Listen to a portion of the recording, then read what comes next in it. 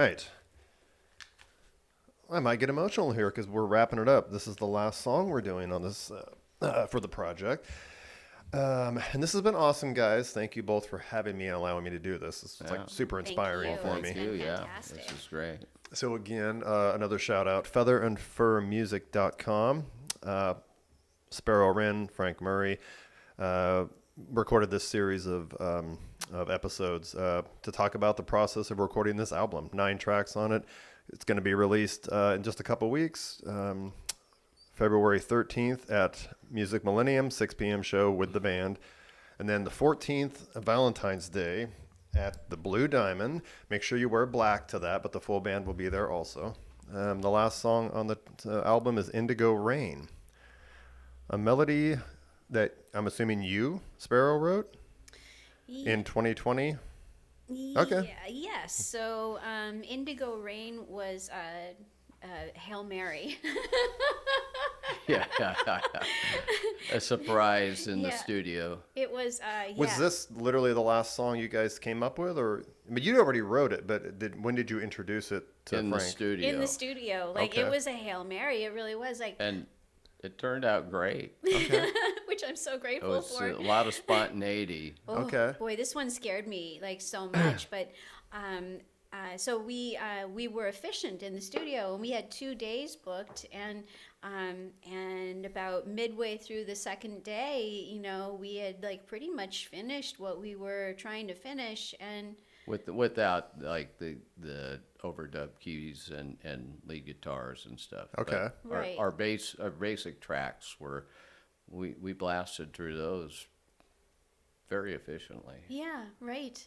And there was a song that was like in my head, like I had played it out maybe twice. Okay. And I really like the chord progression. Like anything I write is going to be super simple, And so it was really simple. It was probably too simple, for my solo thing. And so I didn't, I really wasn't doing it.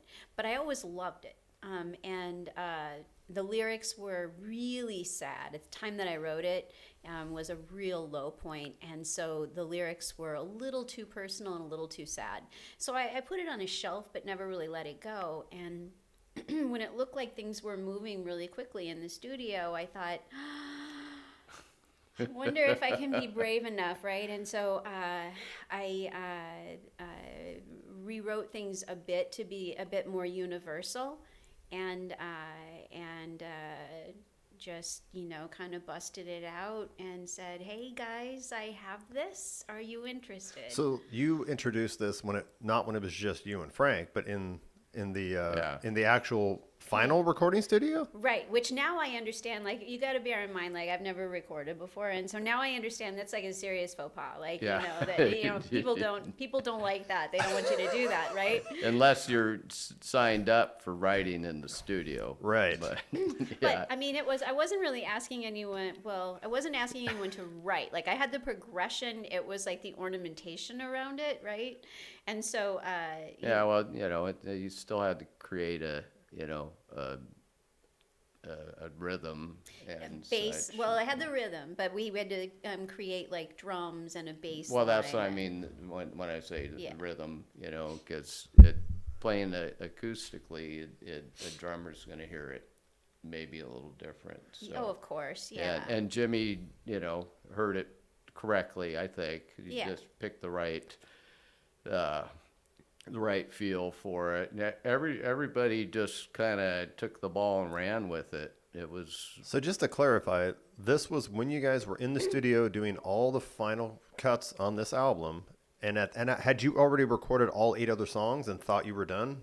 Or everybody else thought you were wrapping it up? Yeah. Yeah. The rest of everybody else in the studio. They were just kind of going, What? that's not on the Right. sheet. But like we had 2 days, and so I was thinking, well, if we have more time, like this thing is so simple, right? This thing is like so simple, so direct. Like I love that Frank's chuckling. I know. It was something that was important for me to do, right? Because that's, not. I tend to be a little hesitant about, most things, because I'm coming to music a little later in life, a lot later in life than most of the people I'm working with. Most of the people I'm working with have been in and around and doing music forever. Right. Right. And, I picked this up about, 9 years ago, 10 years ago. And it's I've been on fast forward. So, having the courage to get up in front of these high level studio musicians and say like, I've got this. Maybe it could be something, and play it for them on the guitar, and then have them, not say, nope. Hard pass, goodbye, we're gonna go get a sandwich, right? But they were like, oh yeah, I kind of dig that, I can do something with that. So we we still we finished pretty early. It's funny because this is a song that you actually cover in your acoustic sets, but this is exactly how Pour Some Sugar on Me ended up on that album. They were done. Same thing. They were done with that album. And Joe Elliott on a break was in a corner with an acoustic guitar just playing the riff, and Mutt Lange overheard it and goes, "Oh, dude, we have to do this. We have to bring it to the guys," and because they thought they were done with the album. So that's funny. Same kind of thing. So you suggest this concept because you guys had finished recording the 8 songs, but you still had like 2 days that you had paid for in the studio. Well, we're like on home stretch. Right. So you okay? Doing the rhythm tracks. Okay. And it seemed like we're close to done. So. And then Sparrow has an inspiration and wants to presents an idea. Yeah, right. And and in truth, they could have said like, nah, no, we're finished, or we don't like that. That doesn't, But they really liked it. Well, yeah, I think they heard it in a way that they felt they could contribute to, and that that they were interested enough to contribute to. So. Yeah, and then I mean it's a great song. It just turned out really good. Thank you. Okay. But this, and again, you didn't have a demo. You guys did the start to finish. This song was all done in the studio in 2 days. Yeah. Well. Yeah. I mean, I had the. We did the. I went back and did another guitar part, the tremolo, kind of tremolo guitar part. And on top of the other stuff, and then I'm trying to think. I did the solo that day, just more spontaneously. Okay. So, yeah. Are you both singing on this, or was this all you? That's all Sparrow. Okay. Okay. I don't think you do any harmony. I think it's all just pretty straightforward. Yeah, this one's very very mainline, straightforward. Broken down. This one's a very intimate song, I would say. You added some thoughts from Walt Whitman during the recording sessions to make it less personal? Well, before the recording session, when I was trying to rewrite, this to make it a little more universal, I have a book of poetry at home and did sort of take some inspiration about, for some of it, yeah. Oh, so that was when you were trying to make it less personal. Yeah. Because when you tried to play it out, you were like, "Nah, I can't do this. It's hitting too close to home." Yeah, way too close. Like it took me to a dark place, and just it was too specific. Yeah. Right. So you already had the adjusted lyrics written down when you presented it to them in the studio. Yes. And that's the version you recorded. Yeah. Okay. Yeah. But you made a note that you missed the old lyrics. I do kind of miss the old lyrics. In my head, I still hear the old stuff. It's still your song. You can do the old lyrics whenever you want. Yeah. Obviously. Day before yesterday, we did some studio time with Bobby P, and we laid down some video of us performing the songs and all. And this one still is like difficult for me because I'm hearing the old lyrics in my head and being careful to sing the new lyrics and not the old lyrics is still a little bit hard. Yeah, because even if you're singing the new lyrics, you're still thinking about the old ones. A little bit. Yeah. Yeah. That's a balancing act. Yeah, and I imagine that happens with people all the time. You know, I'm sure that this isn't the only time that that's ever happened, right? But I am super, super happy to have Indigo Rain out there too, and I'm really glad that it made, it made the album, and it's a really important thing for me personally, as the newbie to music, to feel like. That my voice has some validity is a lovely thing, not just musically but also outside of music. So I appreciate that. I appreciate them being so like open-hearted and open-minded to include this. It sounds like you guys were surrounded by a great team. Yes. Not only good Yeah. musicians, but just Good good supportive Good people. Yeah. Yep. Which obviously makes any creative process so much better and rewarding. Oh, so it's so important. Like I can see now, like the vulnerability when you're creating with other people, like if you've got somebody that you don't have a high level of trust with, you can't be creative. You really have to let all your walls down, and that's You have to feel safe. Yes. Yeah. Which is a special thing. Like, how often in life do we feel safe, especially with people we just met in a Not studio? often enough. Yeah. Yeah. So the question I haven't asked yet, future plans, because when this blows up and goes double platinum, you guys are going to have to go out on the road with it. You're going to have to pencil in time in your schedule, Frank.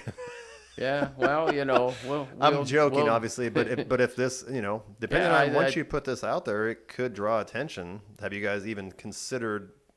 I think that's the road to cross when you get there. Yeah. I mean, I don't want to jinx it. There's no, if something happens, then we'll make something happen. I mean, neither one of you, I'm assuming you have roots here. Neither one of you are going to move out of the area anytime soon, right? Oh, no. Yeah. So if a year or two from now there was a reason to get the band together and go perform this on some shows, you totally could as Feather and Fur music or whatever. And who's not to say that every once in a while you get the band we're using for the CD release and just do a show, whether it's an opener or something. Absolutely. I think we're in the position now. We just play everything by ear and see where it goes. And then I mean, we have the option available. That timelines will be tough in the summer because I'm assuming you're pretty busy with other music projects in the summertime. Yeah, but we can always work something in. So yeah, it's all good. Yeah, we've had some offers from some venues to have Feather and Fur out, so we'll see how it goes. Like that. This will be the first time playing it live on the 13th, with everybody. Yeah, another good question. Are you guys getting some rehearsal time with your musicians? It's a good question. Yeah, we're planning on trying to get one rehearsal in before we do it. So a whole one. So I think they're good enough musicians to do that, and. It's mainly the guys that were on the recording, except the drummer, Alec, who plays with Timothy James a lot. Okay. He's doing it because I don't think Jimmy was available. And, Okay. Anyway, that part should be great, but we'll probably just want to see how the live thing goes and take it from there, 'cause, I'm hoping it goes good, but But you are going to book. It's not like doing cover songs, We're right. We're in some cases, had to woodshed on my parts because as you're creating them, you don't play them all the time. It's like what the hell did I do, So. But you're going to get together at least once with the guys. Oh, and do a run through. Yeah. Like a week before or something, or even a few days before. We'll work on stuff as well. So we're not going in there blind by any means. No, of course not.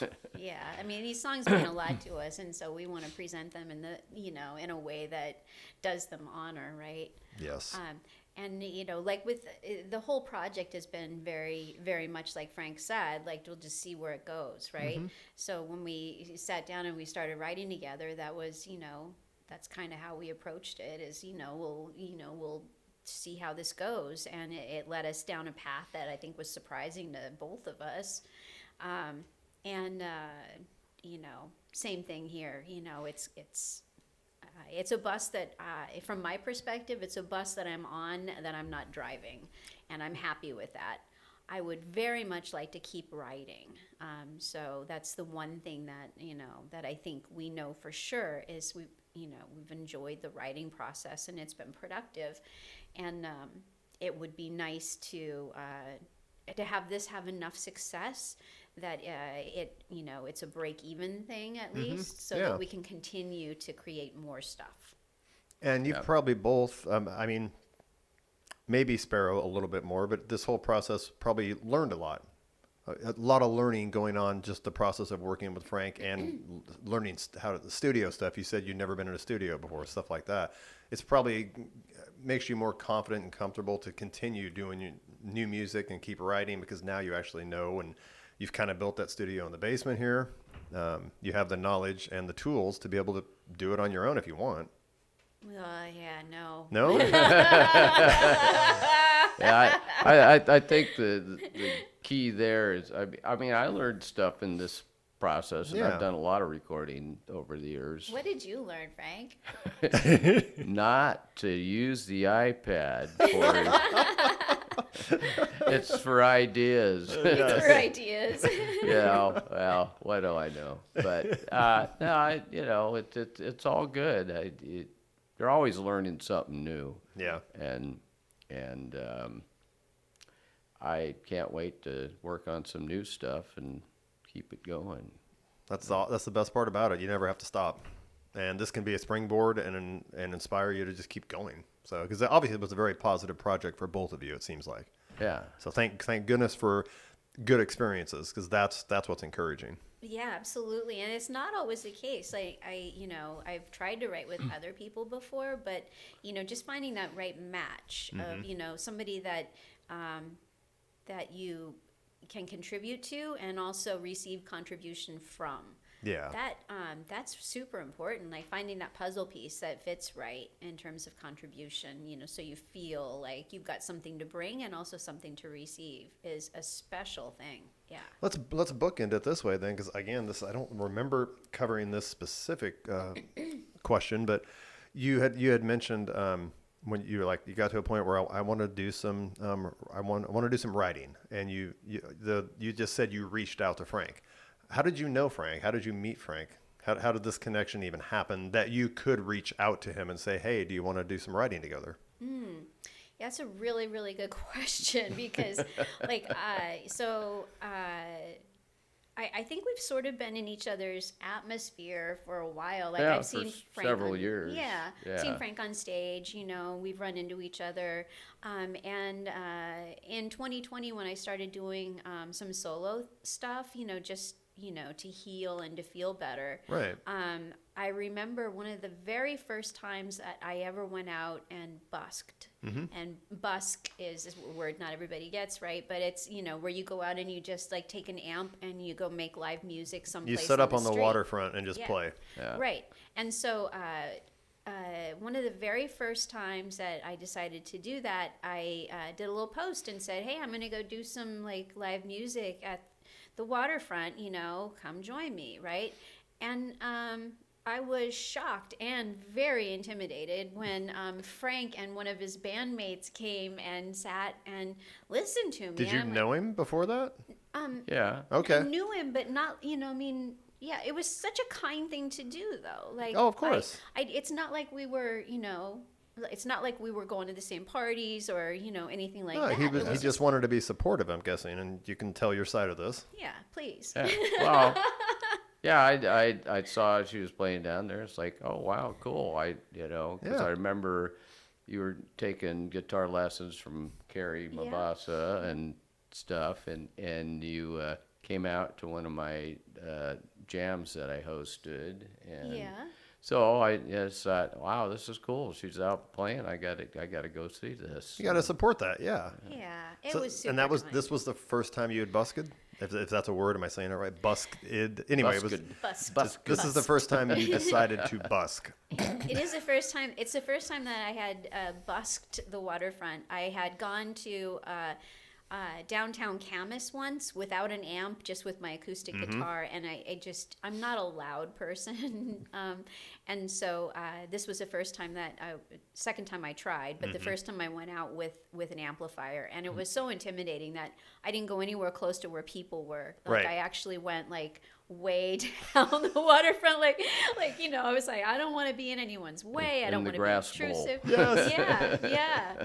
right. I really tried to like keep it on the down low. Like I was, it was hard. It was hard. Oh God, yes. Yeah, and then so I'm trying to like disappear and stay out of the way, really, and then like somebody that I've seen on stage and admired for a long time, like actually shows up with a bandmate. You're like, oh great, no pressure there. Oh, I appreciated it so much, I and know. it freaked me out Yes. so much too. Yes. Yeah. So yeah. Frank is a big supporter of a lot of musicians, and like he'd mentioned, he's run a lot of open mics, and he's been instrumental, I think, with a lot of musicians, right? Well, I don't know if I was instrumental, but I think back, I hosted several jams for several years around Vancouver, going. I won't say how far back. Anyway, a long time, Yes. and different ones, and they're all very successful. And the great thing about doing those jams, there's good times, there's bad times. That's how it goes, and it's fun to see people that are just learning to play get up and play for the first time in front of people, and the excitement. Oh, They yeah. got all their friends out there.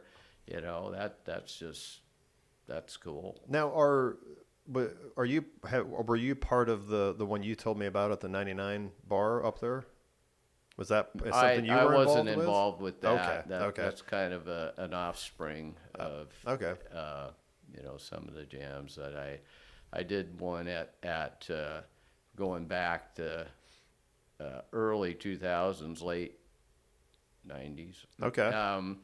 At the Prairie Bar and Grill. Yeah, I know where that's at. And always great players, as the support band. And then, see, that morphed into, did a thing in North Portland at a place called the Portsmouth Club, which we got like major name guys coming in there that Wow. were on tour, would stop in. Then Seriously? That's awesome. they got went out of business suddenly. Okay. And so I found Cascade Bar and Grill. Mm-hmm. Yep, of course. Talked him and taken our jam and plugging it in there. So we were doing How long that, ago was that? 2006. Okay. Whoa. And anyway, so that went on for 13 years. At the Cascade Bar and Yeah. Grill? So we're into the third.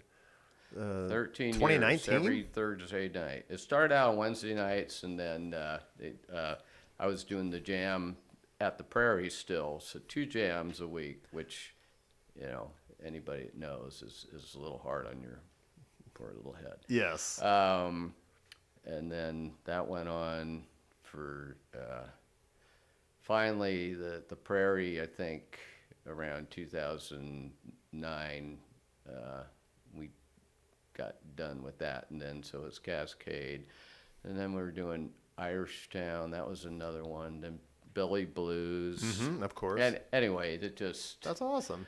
kind of getting off on a tangent here, but the bottom line is I had a network of people I would never have known without doing those jams, because Right. it was a good way for existing musicians to network, and if they're looking for other musicians, or just to see all their musician friends that they don't see because they're all out playing all Yeah. the time, but it was the coolest thing was people that were just getting into music would come out there, and they'd come out every week and just get you know, slowly watch them get better and Yeah. better, you know, like Timothy James, he used to come out to those jams when he was a kid. Yeah. And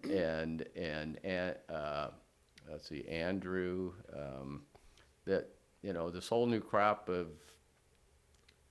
Andrew Matthews, a whole new crop of kids would come out before 9, because that's the witchy now, or Right, if you're under right. 21. Yes. And then, you know, they get up and play, and it's like, wow, these guys are good. And then, you know, each year they're just getting better, and it's like, okay, he's getting a little too good. No, it's great. So that's one of the coolest thing about all the jam nights and stuff is watching people, you know. So develop. was that how you, the very first time you met Frank, was it because you went to a jam? Because he obviously had already connected with you if he saw you post about busking. I met you before that. Yeah. Just when I was out playing. Okay. Yeah, just out playing and just, you know, like mutual friends and, you know, just. But both- but you mentioned you knew her guitar instructor. Yeah. Okay. Yes, right. Okay. Yeah, wonderful guitar instructor, great player. And I think he used to be in 24/7 with you. No, not in there. I mean, I think he's subbed before, but you know, Kerry and I crossed paths a lot, and he was, you know, all the same friends. and Yeah, so everything. mutual friends and all, but yeah, still like it was. I was very surprised when I DM'd Frank because I didn't have his number. Right. I sent him a DM and I really. What's a DM? You know what that? You're kidding, right? He's kidding. Are you kidding? No. Okay, it's a direct message. It's it's like if I'm you- not up on all Yeah. those, you know. That's the only acronyms. techie thing that I have. Okay. I shouldn't have told you because that's now like the now one I'm thing gonna I be had. using that. Yeah. Hey, DM Right. me, man. Yeah, right. Yeah, it sounds way cooler, right? I dropped a DM. Oh wait, that doesn't sound good at all. Yeah, but yeah, when I sent that message, like I felt, you know, it was pretty much just like, hey, I have this studio. I really would like to do some original stuff. You know, is that something that you would ever be interested in? And I fully expected to get a message back saying like, oh, hey, thanks for asking, but super busy. Right. Right. Yeah, the time was right. So That's awesome. That's all I can say. You Yeah. know, it was. I'm glad I did it. So. Heck yeah. Yeah. I mean, again, Feather and Fur Music, 9 awesome songs, and we're going to be able to hear it soon. In about 2 weeks, you will have CDs available. Yes. And one of them, was it Runaway that's already been on the radio? Yes. Yeah. Yeah. Okay. Well, it's been on local radio. It's been on KISN. Yep. DJ Spacek has highlighted it on his blues show a couple of times, and then that one is out on all the platforms. So Runaway for Riley, Amazon Music, whatever, Spotify. all of that, Yeah, exactly. Yeah. Awesome. All right, guys, make sure you come out for the album release parties, February 13th and February 14th. Music Millennium Tuesday, Blue Diamond Wednesday night, and check out featherandfurmusic.com. It's been awesome, guys. It's been Frank, great. Thank you so Yeah. much. Sparrow, Thanks, I really man. enjoyed this. Thanks for doing it. Ugh.